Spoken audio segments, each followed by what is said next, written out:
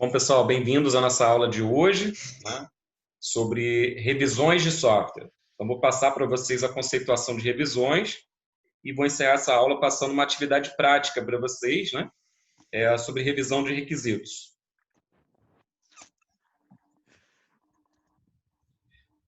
Como eu já falei para vocês numa aula anterior, que a gente falou de qualidade de produto e gerência da qualidade, né, tá? As revisões de software basicamente envolvem a leitura do artefato, né? Então, você está fazendo a leitura de um documento de requisitos, de um código, né, de um plano de testes, tá, de diagramas UML para uma revisão de projetos, né, de artefatos, independente de quais forem, né, tá, procurando problemas. Então, ele permite fazer a validação, né, no caso dos requisitos sendo validados pelo cliente, né, nessa leitura, e também a verificação estática.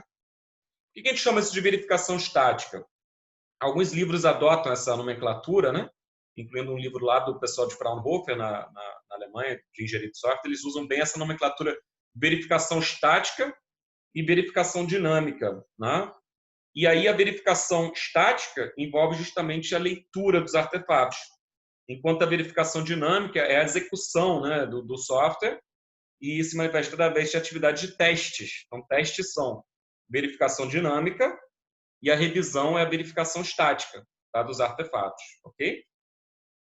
Pode ser aplicado a qualquer artefato, isso é uma coisa importante. Revisões podem ser aplicadas desde o início do processo de desenvolvimento de software. Assim que você fez um artefato, né, que seja uma especificação de requisitos mais tradicional, né, uma especificação com casos de uso, regras de negócio, né, tá, a especificação de requisitos de estágio, requisitos não funcionais, funcionais, ou uma especificação mais ágil com user stories, cenários BDD para aceitação, né, dessas user stories, tá? Que essas especificações possam ser já validadas, né, desde o início.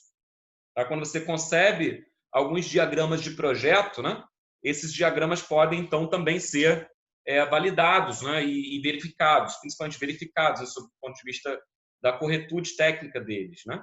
Tá? Quando você escreve um código, esse código pode também ser revisado. Né? Então, através de leitura do código para verificar se os algoritmos estão corretamente implementados, né? Se os parâmetros foram corretamente sanitizados, tratados, se as variáveis foram corretamente inicializadas, né? Então, isso é revisão de software, quando você faz a leitura do artefato. Você não vai executar o software.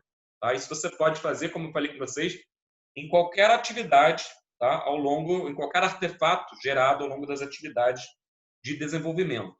Tá? As revisões aos pares, elas têm uma característica que são, na verdade, revisões que são feitas por alguém que não o próprio autor. Normalmente, quando a gente fala em revisão de software, a gente assume que é uma revisão aos pares. A gente já assume que quem revisa o artefato não é o próprio autor. Quando é o próprio autor que faz isso, a gente não chama de revisão. A gente chama de desk checking, ou desktop checking, né? Em que ele está verificando ali o próprio artefato. Isso é muito menos eficaz. Tá? A gente tem evidências de que um desenvolvedor, por exemplo, verificando o seu próprio código, tá? Ele é muito menos eficaz em encontrar defeitos, tá? Na leitura do seu próprio código do que um outro desenvolvedor revisando o código, né, de terceiros. Então, sempre que eu falar revisão aos pares, né, o em inglês chama de peer reviews, né, tá? É porque envolvem pessoas que não são o próprio autor do documento. Uma outra pessoa faz a leitura, tá, para procurar defeitos nesse artefato. Lembrando, na última aula a gente também falou de a diferença de defeitos e falhas, né, na nomenclatura padrão da I3E, que defeitos estão nos artefatos. Então, a revisão encontra diretamente os defeitos. A atividade de testes em que você executa o software, né, você ainda vai encontrar as falhas, para a partir daí ter que, através de análise, atividade de debugging, por exemplo, né, procurar onde é que está o defeito efetivamente no artefato para poder corrigir, então. Tá? Então, como eu falei, podem ser aplicados após cada uma das atividades, né, de desenvolvimento em que diferentes artefatos estão sendo gerados. Então, se você tem uma fase de requisitos e gera uma especificação do software, né, o que o software deve fazer, né, que normalmente se faz na fase de requisitos, tá? Você pode depois revisar para ver se essa especificação está correta, né? Fazer uma verificação através de uma revisão. fez um projeto inicial, um projeto conceitual do sistema, né? Você pode revisar esses artefatos de projeto para ver se eles estão corretos, né? Detalhou esse projeto, você pode pegar o projeto detalhado, revisar. Escreveu código, né? Tá? Você pode revisar o código. Tá? Isso aqui é um ciclo de vida baseado num ciclo em V, né, em que você tem um planejamento de teste que começa em paralelo, né, com o projeto detalhado e a codificação. Né? Você começa a planejar os testes, projetar os casos de teste, tá? Para depois que o código estiver pronto, executar. Mas o planejamento já é feito antes do que vai ser testado. Tá? Então, nesse ciclo de vida aqui. E aí, após cada uma das fases, o que eu estou querendo destacar aqui não é nem a natureza do ciclo de vida, né, dessas atividades, mas que após cada uma das fases você pode fazer uma revisão, né, revisando diferentes tipos de artefatos que são gerados em cada uma dessas atividades. Tá? Aqui embaixo eu deixei uma referência de uma experiência de inspeção de requisitos, com vários módulos, em cada módulo né, a gente aplicava a revisão de requisitos, né, classificava os defeitos, analisava. Então, tem uma experiência aí bem simples de ler, de um artigo no Simpósio Brasileiro de Qualidade de Software, está nas referências aí no final do material também. O que a gente sabe sobre revisões de software? Tá? A gente sabe que elas são bastante utilizadas na prática. Tá? Elas são utilizadas para a verificação, né, validação de requisitos também, na verificação estática de artefatos em geral, nas diferentes empresas. Então, empresas fazem, né, quando alguém faz uma especificação, outra pessoa, pelo menos uma outra pessoa, revisa essa especificação. Né? Se alguém faz um projeto, ele é discutido por pelo menos, né, uma outra pessoa que vai fazer uma revisão, uma análise crítica. Tá? Entretanto, tá, o potencial que se tem com revisões, ele raramente é alcançado e explorado. Então, a gente vê as empresas normalmente fazendo revisões de forma muito informal. Né? Então, às vezes, você vê as empresas utilizando revisão às pares, em que se envia um documento em anexo, com uma especificação, e vem uma simples resposta, ok. Né? Esse ok, provavelmente a pessoa não revisou de forma criteriosa, detalhada, né? Não elencou uma lista de potenciais problemas ou oportunidades de melhoria, né? Tá? A gente vai discutir mais para frente essas listas, né? Então, muitas vezes a revisão é feita para cumprir tabela de forma muito menos rigorosa e eficaz do que ela poderia ser feita. Né? O inspetor, muitas vezes, a empresa não reconhece ou não conhece mesmo a importância, né, de se fazer uma revisão criteriosa nos artefatos antes de se utilizar eles como base, né, para as atividades subsequentes, tá, do desenvolvimento. Então, a gente tem diferentes formas aí de organizar revisões de software. Tá? Revisões aos pares simples, que, na verdade, qualquer revisão que é feita por alguém que não é o próprio autor é uma revisão aos pares. Tá, pessoal? E aí tem diferentes estruturas. Isso, independente da estrutura, se é alguém que não é o próprio autor, já é uma revisão aos pares. Tá? As inspeções de software já utilizam um processinho, uma estrutura, né, para poder fazer com que essas revisões aconteçam. Né? São um tipo particular de revisão. Tá? E outros são os walkthroughs. A gente vai falar um pouquinho dessas duas estruturas de revisão. Tá? E depois isso tem a ver com a atividade prática que eu vou passar para vocês na sequência. Tá?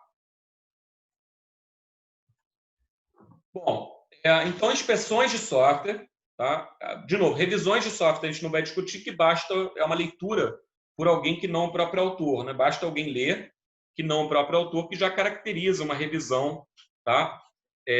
Aos pares. Tá? A inspeção de software, por sua vez, pessoal, ela tem um processo definido, ela é um tipo, né, tá, particular de revisão, que tem um processo definido, tá, que foi introduzido em 1976. Tá?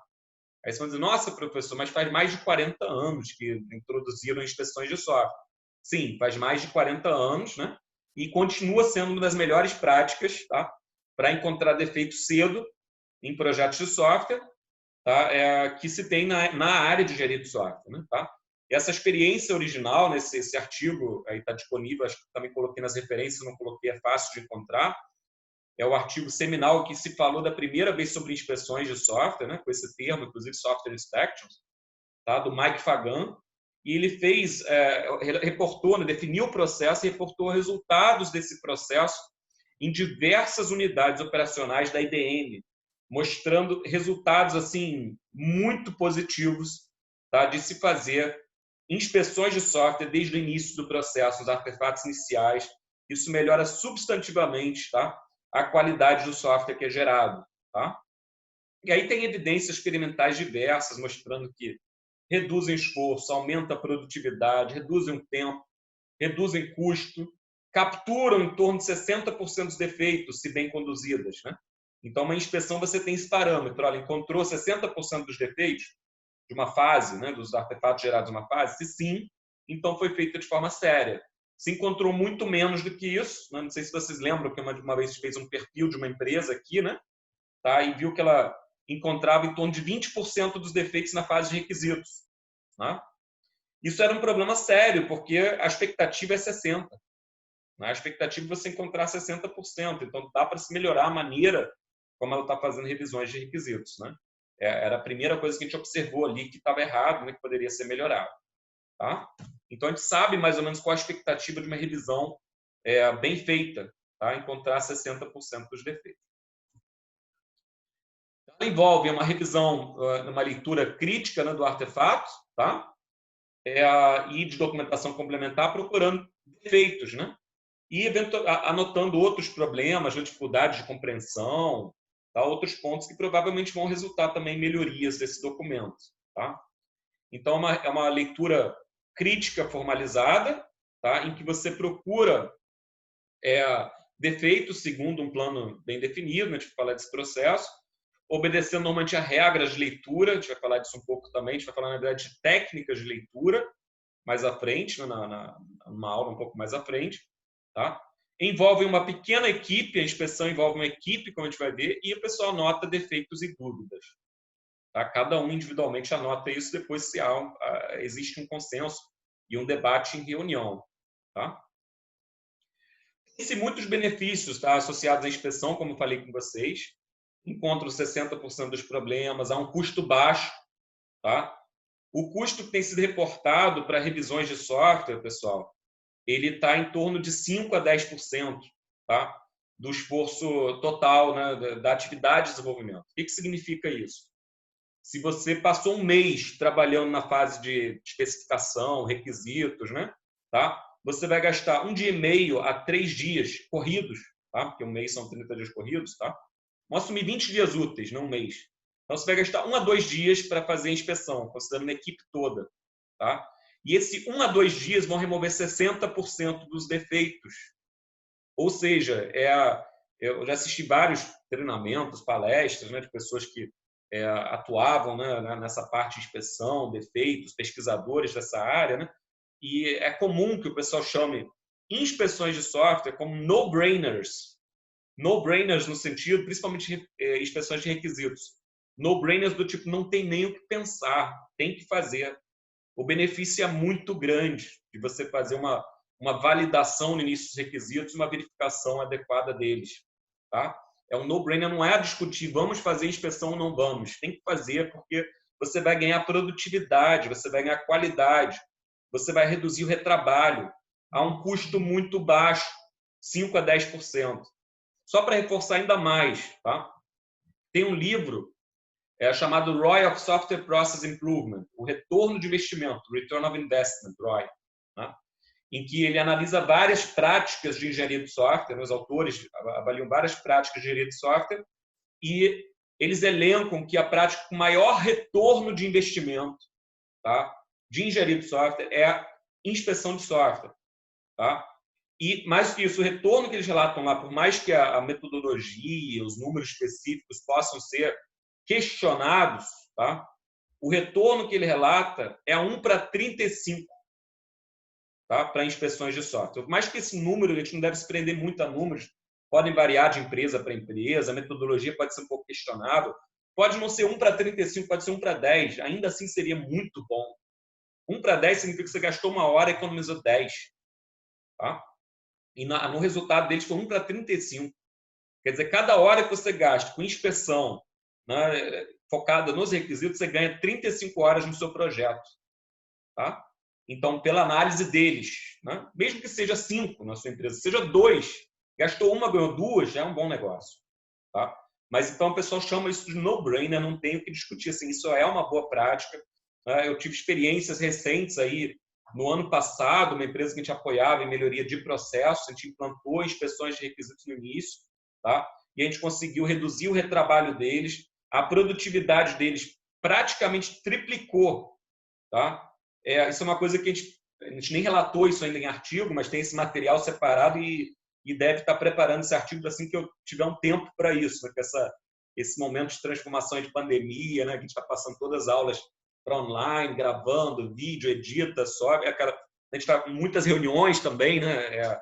No contexto do departamento, acaba tendo menos tempo, às vezes, para a escrita. Na minha semana, de segunda a sexta, estou praticamente todos os dias, horários úteis, em reunião ou de orientação, ou reuniões do colegiado, ou aulas.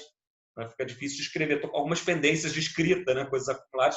Mas esse resultado foi muito, muito positivo. Né? A gente deve estar escrevendo sobre ele em breve, né? Para poder reportar isso também.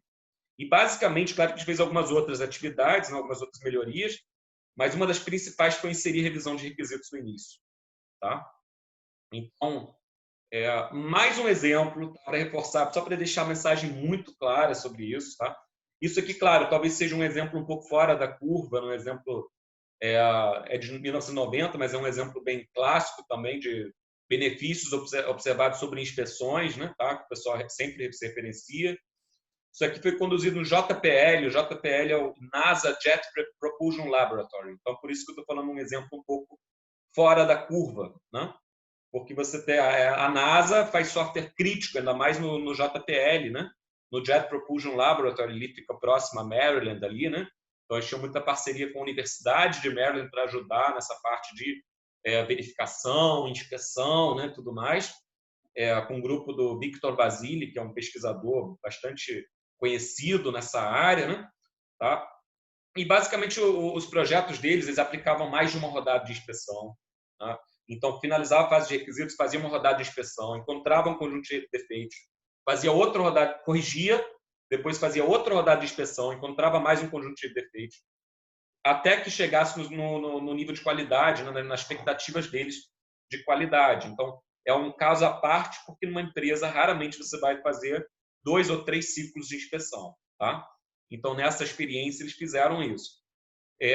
Fazendo software crítico. Se o software for crítico, envolver vidas humanas, recursos, for embutido no foguete espacial, por exemplo, ele vai explodir se tiver um defeito, você vai fazer isso. Né? Tá? Então, na fase de requisitos, por exemplo, tá? Eles encontravam, né, 520 defeitos, tá? Encontraram 520 defeitos na própria fase de requisitos. Tá? Depois, na fase de projeto, fizeram inspeções e encontraram 513 defeitos de projetos e mais 22 que vieram da fase de requisitos e não tinham sido detectados. Ou seja, eles encontraram, do total de 542 defeitos da fase de requisitos, né, 520 na própria fase de requisitos e mais 22 na fase de projeto, que também é uma fase inicial, né, do desenvolvimento. Então, eles encontraram, sei lá, 90%, 90 e poucos por cento dos defeitos, né? Tá? Já na própria fase de requisitos. Note que a inspeção encontra em torno de 60%, eles encontraram 90%. Tá? E mais uns 10%, aí 5%, 95% aqui, mais uns 5% aqui, na fase de projeto. E daí para frente não tinha mais nenhum defeito associado a requisitos, porque eles fizeram um negócio bem feito. Tá? Na fase de projeto, encontraram 513, depois mais nenhum. Tá? Na fase de testes unitários, os desenvolvedores testando o próprio código, também com rigor, né? Tá? Com revisões também, testes unitários, encontraram mais 409 defeitos. Tá? E aí, na fase de teste de sistema, que é quando você está com o sistema pronto, executa e procura os problemas, né? As falhas, tá? Somente 4 defeitos. Tá? Então, um software grande, de grande porte, que é relatado aí, tá? Um total de 1.468 defeitos encontrados, tá? Dos quais 4, tá? Na fase de teste de sistema, com o sistema pronto. Tá? Com o sistema desenvolvido, um build gerado, vamos testar o sistema. Ou seja, quase sem falhas, um sistema grande. 4 falhazinhas de 1.468, tá? É porque eles fizeram um trabalho muito bem feito nas fases iniciais. Eles pegaram os problemas todos no início do processo. E na fase de teste de sistema, sobrou quase nada. Né? Isso é um exemplo, né, de processo, tá, bem sucedido em termos de engenharia de software, né, aplicando ali a verificação de forma rigorosa nas diferentes fases, fazendo a coisa, né, correta por construção, buscando os problemas no início, tá, e não deixando estourar na mão do usuário para corrigir depois e ter um monte de retrabalho. Tá? Mais caro, lembrando que o retrabalho vai se tornando mais caro na medida que o tempo do desenvolvimento passa. Tá? Então, só para fazer um pouco desse benefício lá da NASA, reportado no JPL, né? Tá? Desse sistema aqui que foi Primary Avionics Software System, tá? Do JPL, o Jet Propulsion Laboratory da NASA. Eles fizeram, como eu falei, inspeção em requisitos, projeto, código, plano de teste, especificações, procedimentos, todos os artefatos, né, críticos aí no caminho do desenvolvimento de software, eles aplicaram inspeções de requisitos, inspeções, né? Tá? Tanto em requisitos quanto projeto, código, tá? Resultado disso, tá? Taxa de erros reduzida, tá? Erros aqui eles classificaram dessa forma no artigo, né? Mas a nomenclatura atual mais correta seria falhas, né? Tá? De 2,25, tá? Defeitos por 1000 linhas de código, tá? Para 0,08. Tá? Então faz a continha. Se 0,08 corresponde a 4, quanto seria o 2,25? Tá? Então você tem uma ideia de quantos defeitos eles estariam encontrando no teste de sistema, né? Você vai ter que multiplicar isso aí por 10 aqui daria 0,8, quer dizer, por 20 daria 1,6, por uns 25 pelo menos, ou seja, teria pelo menos 100 defeitos, né? 100 falhas em teste de sistema. Eles tiveram 4. Tá? Só para dar essa proporção da melhoria, né, gritante que eles tiveram. E basicamente a mudança foi: vamos inserir inspeção nas diferentes fases. Então, revisão de software, eu levo essa parte extremamente a sério no curso, porque eu sei que é uma das boas práticas. Então, nosso curso é de medição e teste de software, tá? Mas quando eu estou falando em teste, eu estou falando no sentido do controle da qualidade do produto. Revisão de software é tão eficaz quanto o teste, tá? Para encontrar problemas. Encontra cerca de 60%, e a gente tem que tratar esse assunto nessa disciplina, para não deixar esse buraco na formação de vocês, que vocês saibam que isso traz um benefício enorme. Tá? Eu estou sendo enfático, como eu sou poucas vezes, mas vocês sempre vão me ver de uma forma muito cética ao falar de números ou de benefícios de uma ou outra prática, mas inspeção é no-brainer, como eu falei. A gente sabe que, né, traz benefício, então por isso que eu estou sendo reforçando isso de forma com essa veemência aí, né, para vocês, tá? Além de benefícios qualitativos no aprendizado por experiência, quando o inspetor participa de uma revisão, por exemplo, de código, o inspetor júnior, né, envolvido ali, ele vai depois discutir esses problemas com desenvolvedores sênior, ele vai aprender coisas interessantes, como que o pessoal trata aquelas questões de código, entre outros, né? Como que se faz uma boa especificação de requisitos precisa. Então, há um aprendizado por experiência na revisão que, por si só, já é um benefício interessante. E no longo prazo, aqui uma coisa curiosa, né? Tá, para vocês até aí também, quando você, numa empresa, né, quando você institucionaliza, ou seja, coloca em prática inspeções de requisitos, né, ela ganha produtividade, ela ganha qualidade do seu código, só de você dizer: vamos começar a fazer inspeção de código a partir de amanhã, por exemplo. Tá? Por quê? A partir do momento em que um desenvolvedor sabe que o seu código vai ser lido e revisado, ele passa a escrever o código de outra forma. Tá? Automaticamente. Isso é natural. Tá? Isso não é que ele antes estivesse desleixado, despreocupado. Quando você escreve um texto, né, uma monografia, né, você sabe que o seu orientador vai ler e vai revisar, você escreve ele pensando no leitor. Né? Você escreve pensando: olha, meu orientador vai revisar isso aqui, eu preciso caprichar nesse texto. Né? Tá? Quando alguém escreve um código sabendo que outra pessoa vai revisar, ele escreve caprichando nesse código. Ele escreve, né, um código mais legível, mais bem documentado, mais caprichado, só pelo fato de saber que esse código vai ser revisado. Então, o simples fato do código ser revisado já traz um benefício aí interessante, tá, pessoal? Isso acontece e às vezes as pessoas não têm essa visão, né? eu já tive problemas em empresas, não problemas, né, mas com funcionários, né, de empresas que escreviam códigos eficazes rapidamente, resolviam o problema, mas o código não era legível. O código colocava linhas enormes, né, com vários, violava lá princípios de projeto, né, que vão discutir lá em modelagem de software, disciplinas, lei de limiter, não fale com estranhos, para os objetos não saírem se comunicando aleatoriamente, essas coisas todas. E ele fazia um código muito dificilmente legível, era aquela coisa, aquelas linhas enormes, com ponto, ponto, ponto, ponto, invocando objeto sobre objeto sobre objeto. E as pessoas não conseguiam ler. Então, ele fazia rápido, o código era eficaz, mas a gente teve que chamar a atenção dele várias vezes, porque, olha só, esse código vai precisar ser mantido no futuro. Não adianta você escrever um código que é rápido, tá? Que você implementou de forma rápida, ele é eficaz para resolver o problema, se ninguém vai conseguir fazer a manutenção desse código no futuro. Então, você tem que escrever o seu código pensando na manutenibilidade, pensando que outras pessoas vão ler esse código, né? Tá? Então, às vezes as pessoas não entendem muito bem, mas o software funciona, mas um software bem sucedido, ele vai precisar passar por mudanças, né?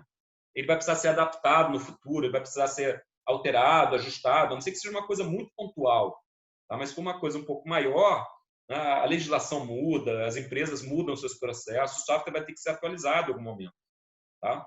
Então, ele tem que ser escrito pensando também na manutenibilidade. Isso ajuda, né? Tá? E o pessoal tende a escrever software mais fácil de manter e de entender. Tá? Então, sobre revisões e testes, né? Aqui de forma... É uma coisa importante destacar que eles encontram diferentes tipos de defeitos e as revisões e inspeções permitem que os defeitos não se propaguem ao longo do desenvolvimento, né? Então, esse é um benefício interessante de se aplicar revisões. Então, tem que aplicar, e a gente vai falar um pouquinho disso aí ao longo dessa aula de hoje. Tá? Revisões devem ser praticadas a partir do primeiro momento do desenvolvimento, como falei, os primeiros artefatos já se deve investir em esforços de revisão, tá? Que reduzam o retrabalho, né, tá? E testes são necessários também. Como eu falei, estou falando de inspeção é muito importante, mas o fato de você fazer inspeção bem feita não significa que você não vai precisar, tá, fazer testes. Você vai precisar fazer testes também, né? Porque mesmo que uma inspeção bem feita encontre 60% dos problemas, né, 40% ainda estão lá, né? E tem que ser detectados. Tá?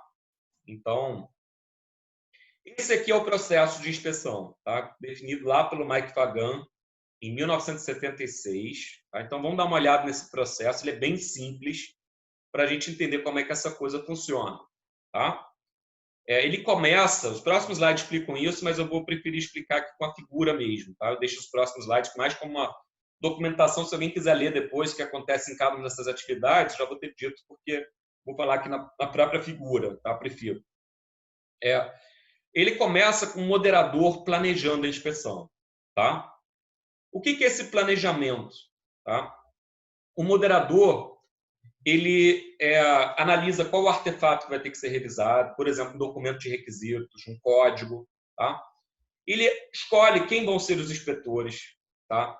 Ele avalia se vai usar alguma técnica específica de inspeção. A gente vai falar das técnicas de leitura para procurar defeitos nas próximas aulas. Tá? Se vai precisar usar alguma técnica específica para encontrar defeitos. Tá?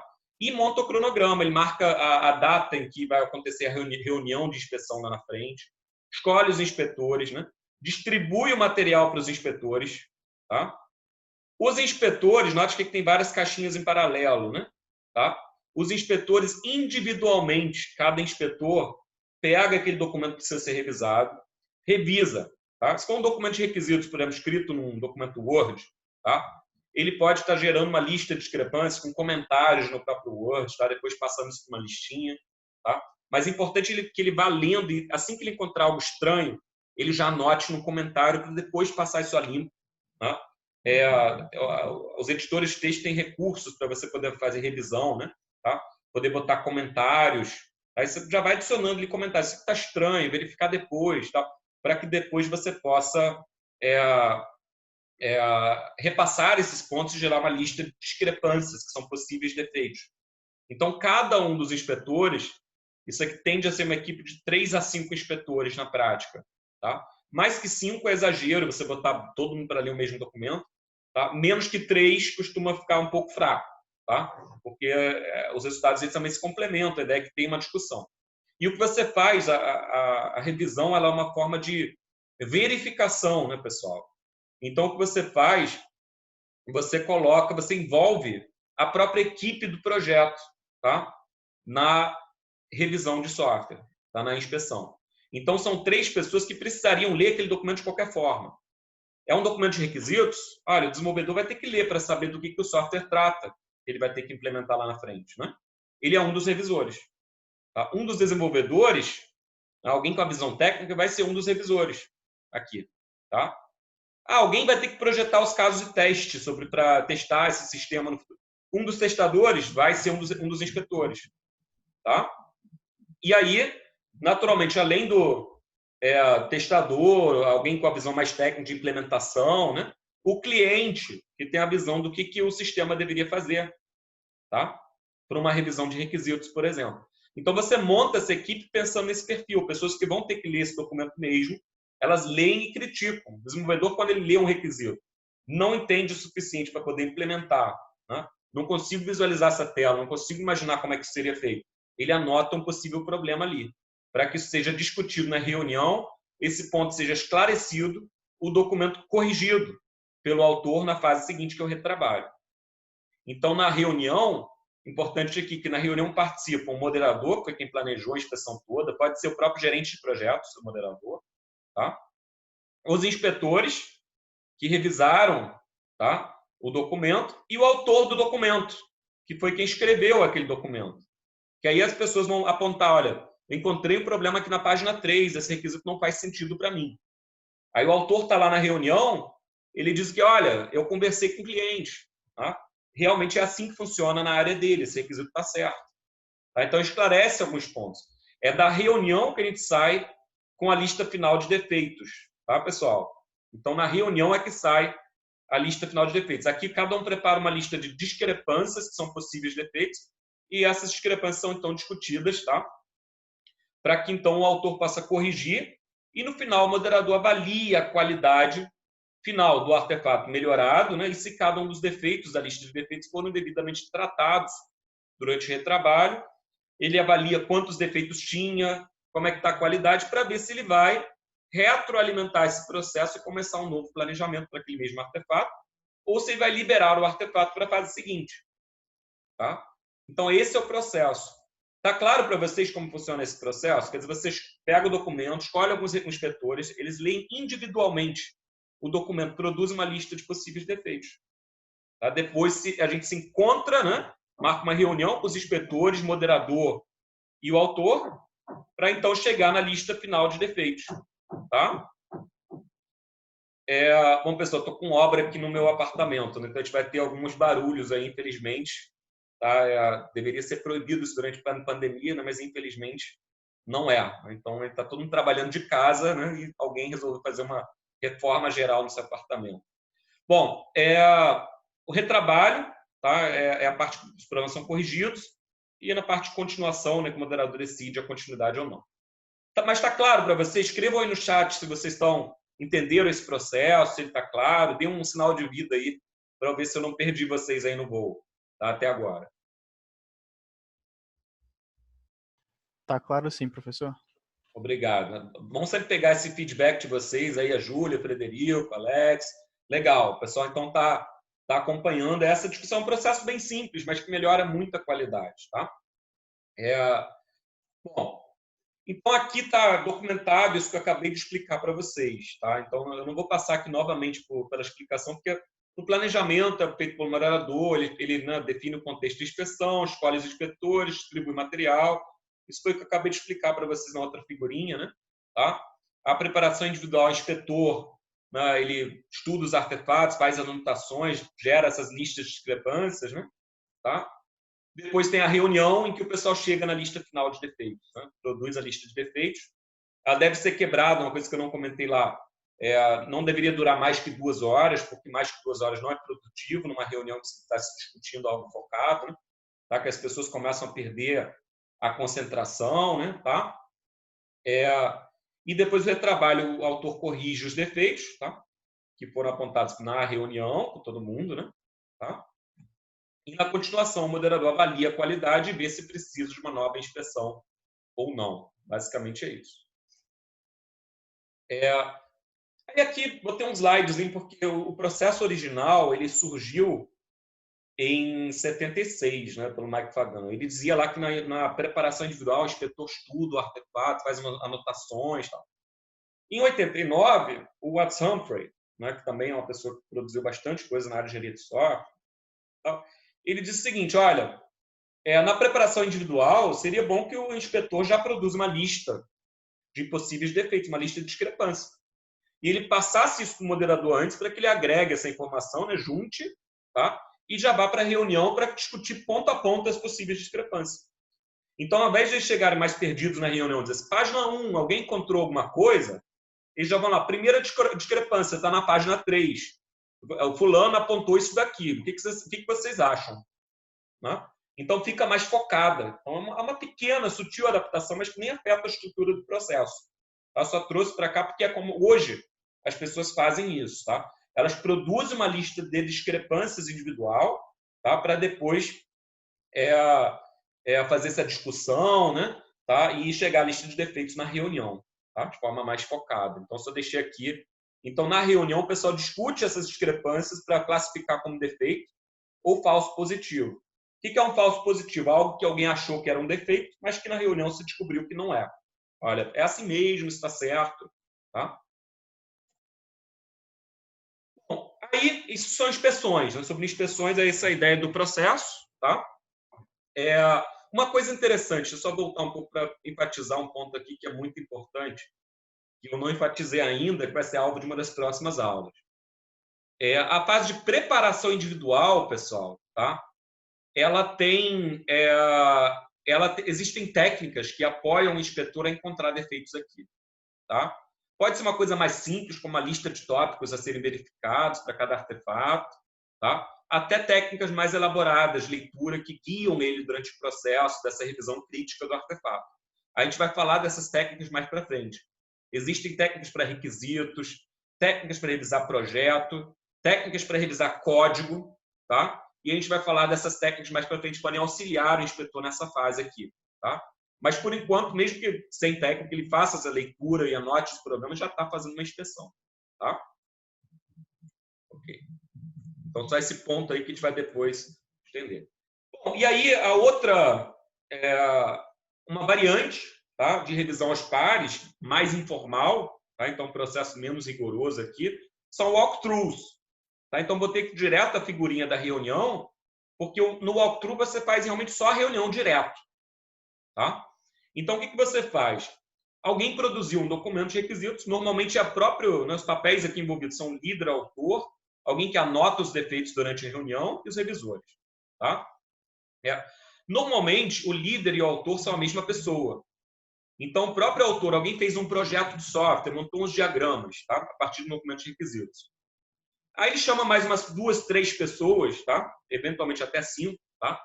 Chama para uma reunião. Né? Então, por exemplo, eu montei um projeto para um documento de requisitos, eu vou lá e chamo aqui, vou escolher aleatoriamente as últimas 3 pessoas que responderam aqui no chat, chamo lá aleatoriamente a Natália, a Júlia, o Frederico, e falo, olha, vamos fazer uma reunião de walkthrough pelo projeto que acabei de montar? Tá? Então, nós 4 vamos para a sala de reunião, tá? Eu projeto, tá? Com um data show, alguma coisa no projeto que eu elaborei, né? Ou compartilho a tela, se for num contexto remoto, atual, né? Compartilho a tela, mostro o projeto que eu fiz, apresento para eles, né? Tá? Para o Frederico, Júlia e Natália, apresento para eles, tá?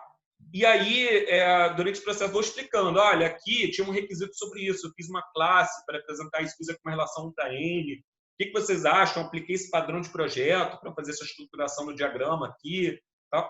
E as pessoas vão criticando, eventualmente, certos pontos, né? E, eventualmente, não, é bastante comum que se tenha alguém que vá tomando nota durante esse processo dos defeitos. Diz, olha, a classe tal, esse relacionamento não deveria ser 1 para 1, deveria ser 1 para N, né? Por exemplo, aqui a Natália mencionou lá, olha, isso aqui está errado, não é? Está faltando um atributo aí nessa classe. Tal. E aí alguém vai anotando essas coisas, né? Defeito. Ah, aí é verdade, esqueci. Então defeito, vou botar na lista. Tá? Então, uma coisa mais informal, menos mensurável. Tá? Então, os walkthroughs, eles naturalmente encontram menos defeitos, resultados um pouco menos mensuráveis. Né? Resultados até são parecidos, né? Mas um pouco menos eficaz. Por outro lado, é muito mais prático. Né? Você chegar para 3 pessoas, vamos para a reunião, vou apresentar para vocês o que eu fiz. Tá? É muito mais fácil você fazer um walkthrough do que montar uma agenda para uma inspeção, distribuir material, assegurar que cada um tenha lido, fazer a reunião depois, né? Tá? Mas a inspeção é mais eficaz e você tem medições, né, de quantos defeitos foram encontrados, coisas mais objetivas pelo inspetor, você consegue identificar as pessoas que têm perfil para serem os melhores inspetores, para você poder estar utilizando em inspeções desse tipo no futuro, né? Envolvendo esses especialistas, pessoas que encontram mais defeitos. No walkthrough fica tudo um pouco mais informal. Assim, o pessoal está ali em conjunto discutindo, chega a uma lista final e não documentou muito o processo. Tá? Então, são muito usados também, esse comentário final aqui, é que os walkthroughs são muito usados também, pessoal, para validar alternativas de solução. Tá?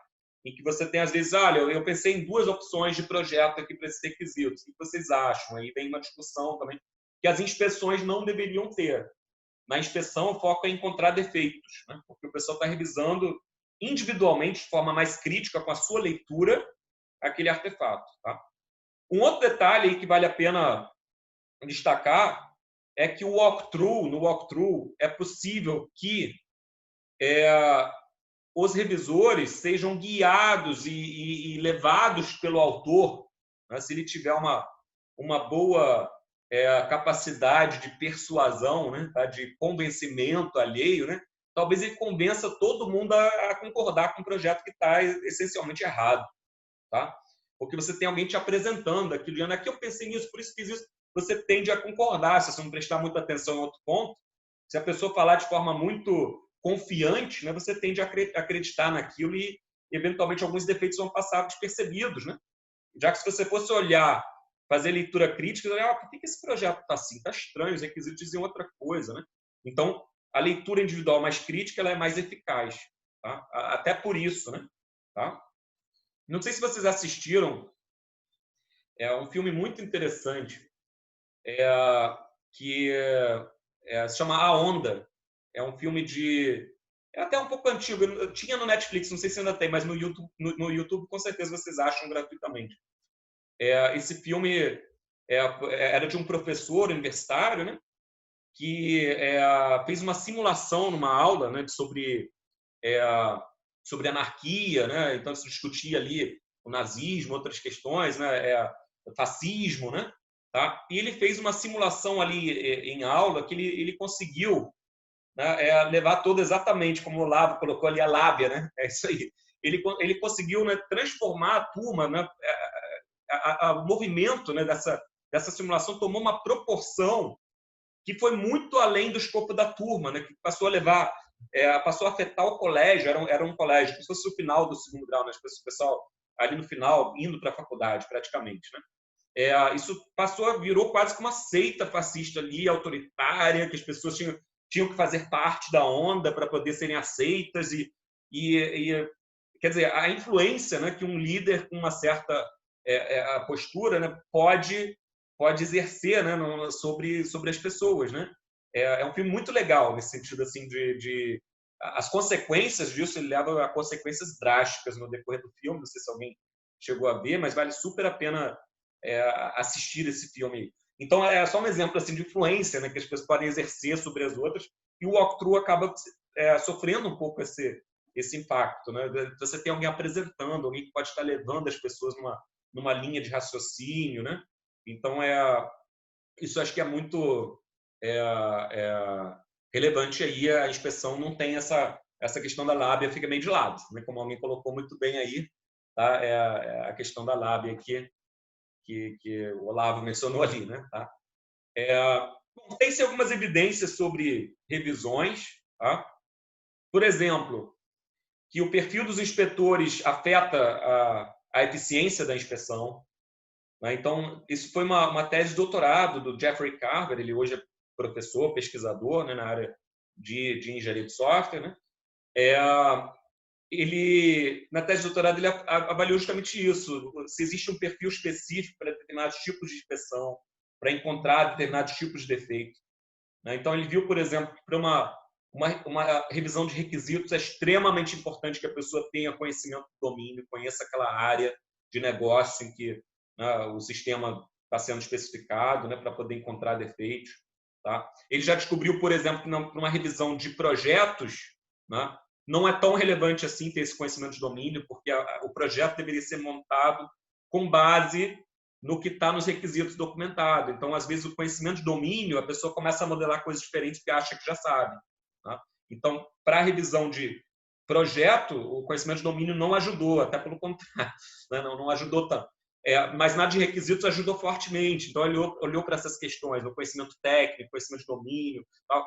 Qual é o perfil, né, de revisores para cada um desses tipos de documento. Então, ele fez uma série de estudos sobre isso, tem uma série de resultados sobre isso.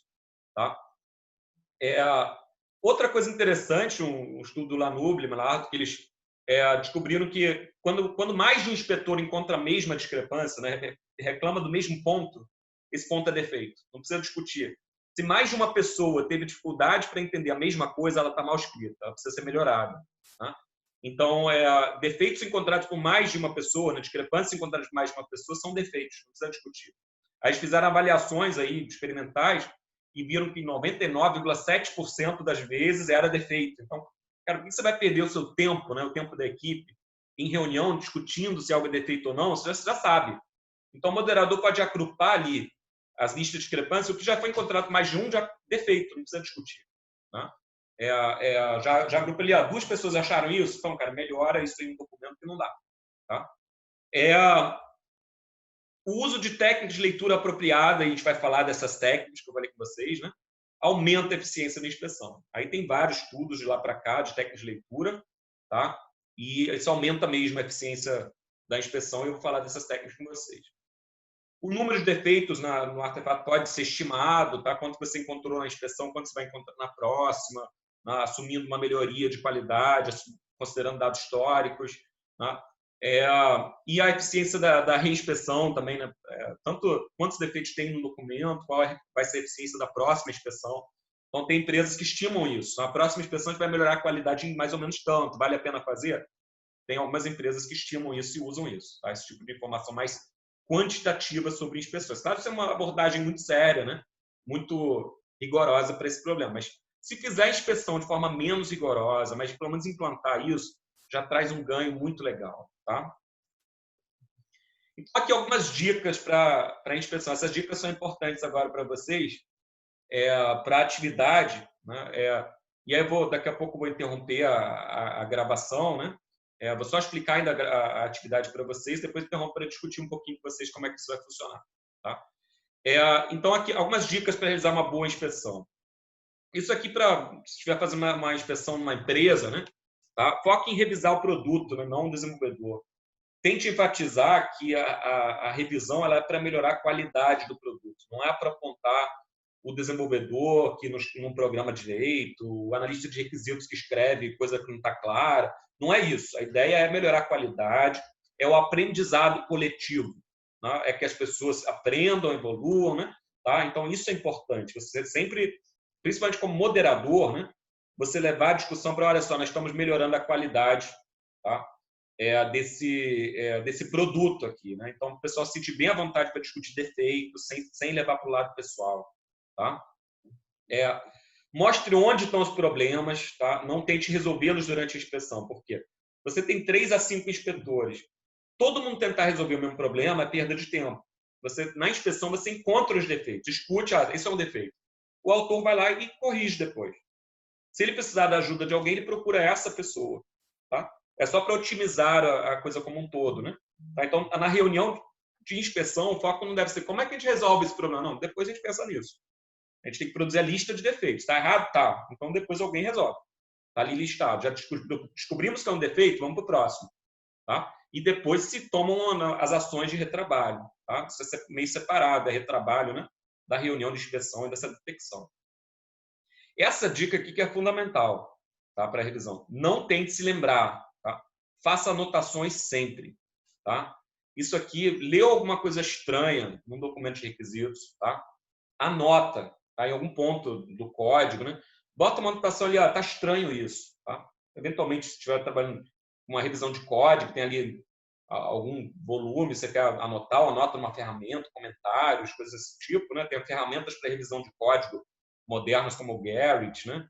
Também integrado em ferramentas atuais como no Microsoft DevOps, né? No Jira você tem como integrar isso, tá? Em que você tem esse processo de revisão, né? Com comentários e tudo mais. Mas a gente vai falar disso mais para frente, revisões de código modernas também. Faça anotações sempre. Chegou alguma coisa estranha ali, anota. Fala assim, será que isso é assim mesmo? Eu vou anotar para depois dar mais uma conferida. Vou ler o documento, depois eu volto nesse ponto. Tá? Mas já anota, senão você não vai lembrar de voltar na página 2, voltar lá no início, e vai ficar sem registrar. Tá?